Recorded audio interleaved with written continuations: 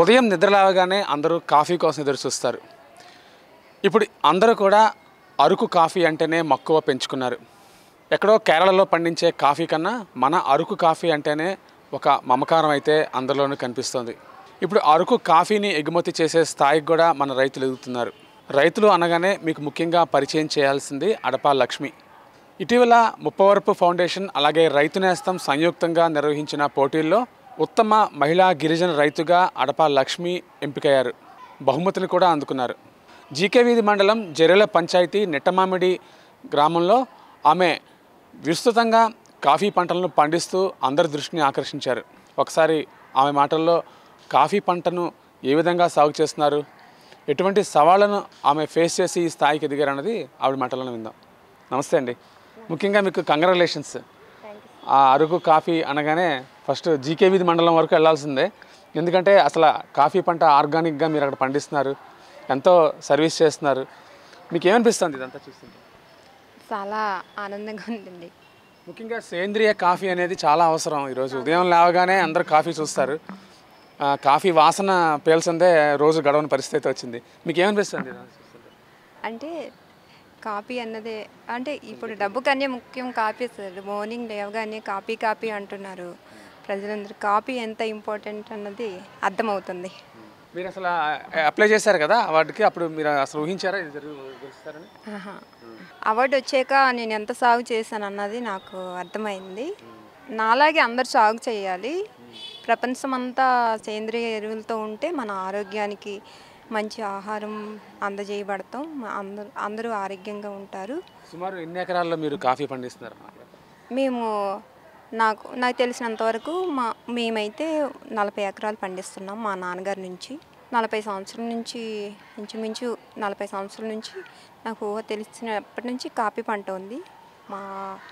నేను వ్యవసాయ కుటుంబంలో పుట్టాను కాబట్టి మొదటి నుంచి వ్యవసాయ సాగే చేస్తున్నాము. అంటే ఎలాంటి మెళకువలు పాటిస్తారు కాఫీ పెంపకం విషయంలో?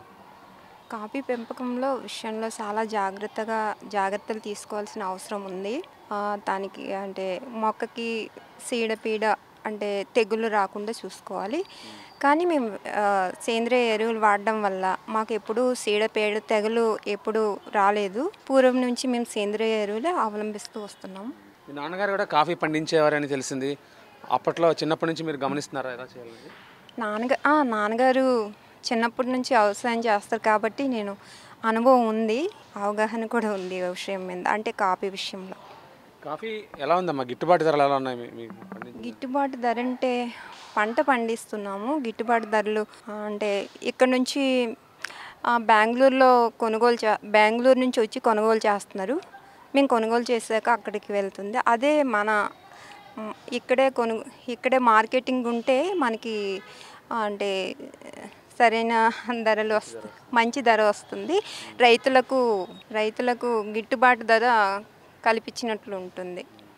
అందుకని ప్రభుత్వం మనకి ఆర్థిక సహాయం, సాంకేతిక సహాయం అన్నీ కల్పించినట్లయితే, మెయిన్గా కాఫీ మార్కెటింగ్ కల్పించినట్లయితే అభివృద్ధి అవుతారు రైతులు. ఇంకా పల్పింగ్ యూనిట్లు అవి కావాలంటున్నారు కదా రైతులు చాలామంది, ఎలా అది సాధ్యం అవుతుంది? పల్పింగ్ అంటే ఇప్పుడు ఐటీడీఏ కానీ అంటే ప్రభుత్వమే సహాయం చేయాలి. ఇప్పుడు రైతులు కొనుక్కోవడానికి అంత వాళ్ళకి ఆర్థిక స్తోమత ఉండదు కాబట్టి ప్రభుత్వం తప్పకుండా సహాయం చేస్తే బాగుంటుంది అని నేను ఆశిస్తాను. అంటే కాఫీకి గిరాకీ బాగా ఉంది కదా, అలాంటప్పుడు మరి మీరు ఇంకా ఎంత మెరుగ్గా చేయగలరు? ఇంకా బాగా చేయాలనుకుంటున్నాను. ఇప్పుడు ఏంటంటే సేంద్రియ పద్ధతిలో చేసాము. ఇంకా ఇది బ్రిడ్జిల్లో చేసినట్టుగా డ్రిప్పింగ్ సిస్టమ్ చేస్తే మనం ఇంకా ఎక్కువ దిగుబడి ఎక్కువ వస్తుంది. సాగు చేసిన తర్వాత దిగుబడి ఎక్కువ వస్తుంది. ముఖ్యంగా మనకు ఇక్కడ అనుకూలించే సీజన్ ఏంటమ్మా? అక్కడ మీరు జీకే వీధిలో పండిస్తున్నారు కదా, ఏ సీజన్లో మనకి ఎక్కువ ఇది? మనకి సీజన్ అంటే నవంబర్లో పూత వస్తుంది. మనకు పంట వచ్చేసరికి అంటే నవంబర్ నుంచి జనవరి వరకు పంటలు వస్తుంది, దిగుబడి వస్తుంది. నవంబర్లో స్టార్ట్ అవుతుంది, జనవరిలో కంప్లీట్గా మనకి దిగుబడి వస్తుంది. ముఖ్యంగా ఎంతమంది రైతులు ఇంకా కాఫీ వైపు మొగ్గు చూపుతున్నారు? ఎలా వాళ్ళకి ఇంకా ప్రోత్సాహం అందించాలి?